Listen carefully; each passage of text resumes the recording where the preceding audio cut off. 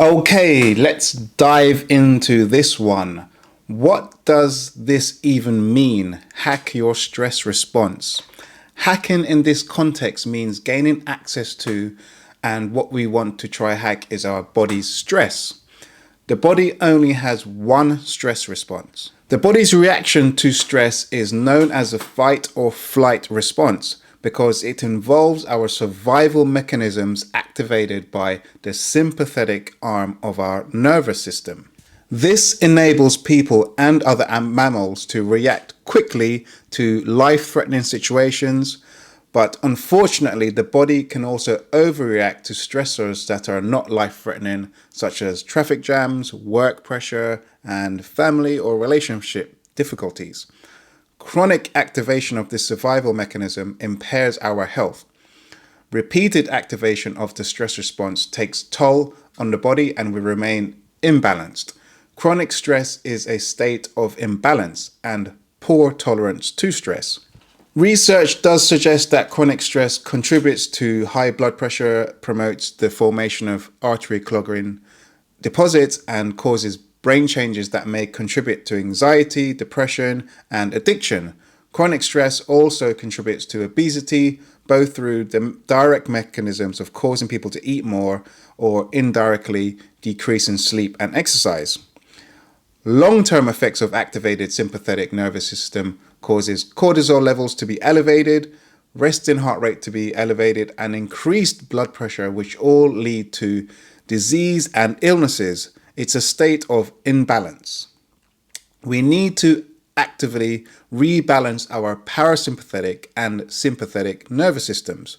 For example, if we don't manage our cortisol levels and don't actively bring it down with checkpoints in our day or activities that do this, then cortisol can wreak havoc on our body's hormonal and metabolic systems. Then affects the way we feel and act. Okay, so listen to this. Cortisol decreases insulin sensitivity at receptor cells. This decreases glucose uptake and increases blood sugar. The rise in blood sugar is intended to serve as a reservoir for the central nervous system, which requires a continuous supply of glucose to function. But problems then arise when this stress state becomes chronic. When cortisol levels and therefore blood sugar levels are chronically elevated due to the stress in our lives, the risk of insulin resistance and hyperinsulinemia increases and you start to gain weight. So by being chronically stressed out can literally lead to weight gain and especially belly fat. Okay, so let's try dig into it a little bit more. What can we do to hack our stress response and use it to our advantage? The number one thing you can do is to train rigorously a few times per week. So heavy strength training and hypertrophy training help to channel stress and frustrations we may feel or build up during the day.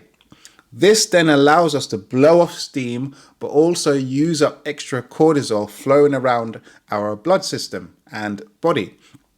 Literally, if you use up this stress hormone, it can help us feel tired at the end of the day and settle into deep sleep.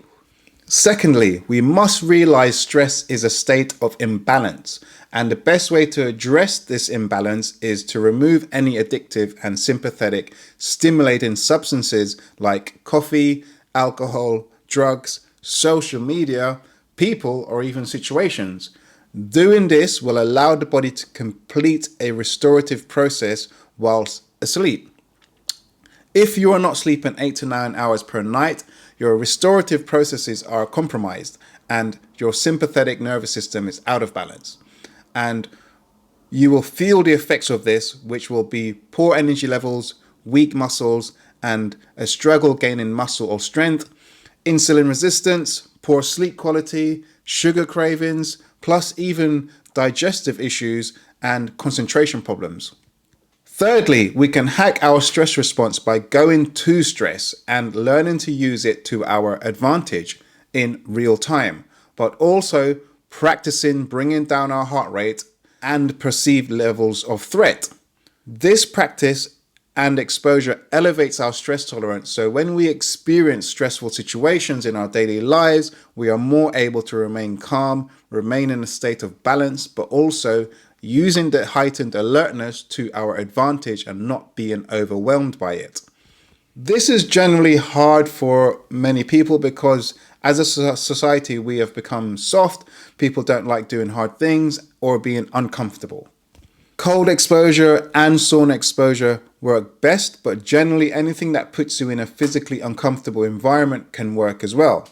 The more stressful the exposure, the better it allows us to focus on breathing, being calm, lowering our heart rate, and being able to think straight and not letting stress overwhelm us.